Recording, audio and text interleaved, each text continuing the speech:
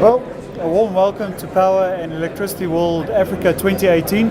We're certainly honored to have the Regional Director for the International Electrotechnical Commission with us this morning. And I introduce Mrs. Eva Oduor. Welcome. Thank you. And it's a great pleasure for me to be here in Power and Electricity World Africa 2018. Good. Yes, yeah. Eva, very important. We would like to understand what some of the core objectives are of the IEC and what you're planning to achieve across the African continent over the next 1, 3, 5 and possibly 10-year period. The IEC as an international organization has a global reach of 170 countries, 99% of the population they affect, and 96% of electricity generation. The IEC is about business. People are either selling or they are buying. And those who are selling want to be sure that their products will sell. And those who are buying want to be sure that what they're buying is going to meet their needs. And the IEC is like the bridging point. They provide the standards and also the compliance, the system to those standards. The IEC itself, it's not the standards developing body, but manages experts from all over the world.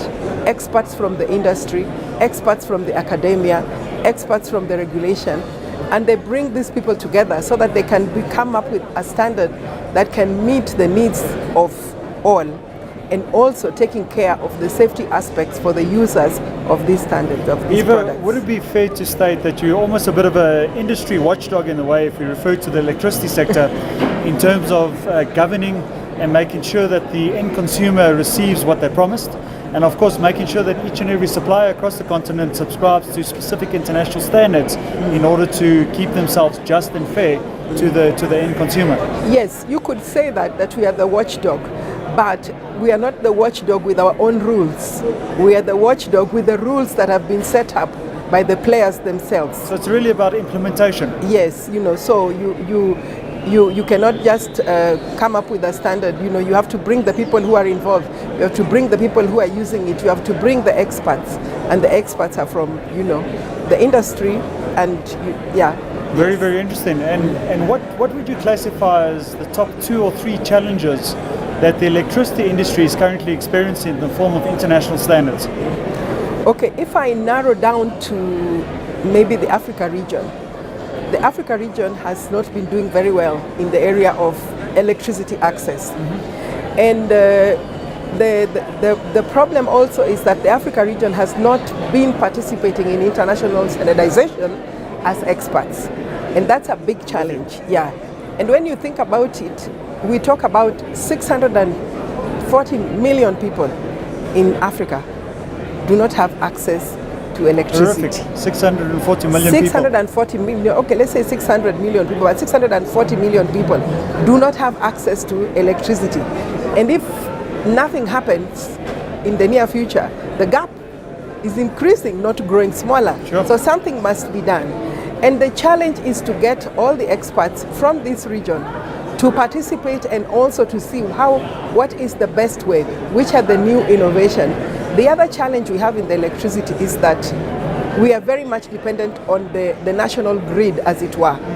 So if you wait some people will have to wait for 100 years forever for the national grid to reach them. And so we have to come up with new solutions, new things. So if we look at that point that you've just raised, I guess it's going to be moving into a distributed energy or decentralized energy type of strategy. Yes. And I fully agree with you. We've got a 50-year case study of how not to do it. So something has to change and something has to improve. Yes. Just speak to us very briefly about the grid code and how you subscribing or supplying insight into the grid code and the compliance in the form of standards that would be of benefit to companies that are providing decentralized energy generation to mitigate energy poverty across the African continent. Well, you see, from one of the things which the IEC does is to really find out what the needs are in the world, and then look forward and start mitigating and proposing standards in those directions.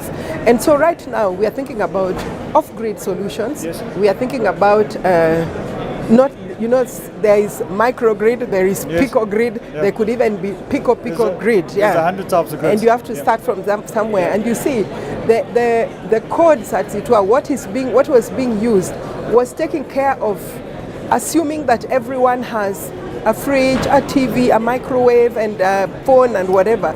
For some people, they just need lighting, phone charge, and Well, first and foremost, let's get 640 million people connected. Connected. And then we're in a good space. And how are we going to connect these 600 people? The grid code as it is must change from, big to small, like the mobile phone. Very good. Yes. Very, very good analogy. Yeah. What is your closing message to African leaders around energy poverty and the importance of international standards in the way of stabilizing the African energy position so we can obviously secure better education, secure better healthcare for the masses across the continent? What would be your closing statement? What I would say is to the African leaders is that whatever they are doing, there is no development without energy. That goal number 7 of the Sustainable Development Goals is the key to everything. Without energy, there is no good education. Without energy, there is no good health. Without energy, there's no business. And you need standards. Yes, and you need standards. And so, and you see, the thing is, you need energy, but you need energy done the proper way. And so you need standards, yeah. And so the African leaders must grasp this point and know that if they are not taking the energy and electricity seriously, then the whole idea of development is not happening. And so they have to take that seriously, yes. Well, that is Eva Oduor, the International Electromechanical Commission Regional Director for Africa, sharing a bit of insight. We thank you very much, and thank you very much for joining us on the Tip of Africa.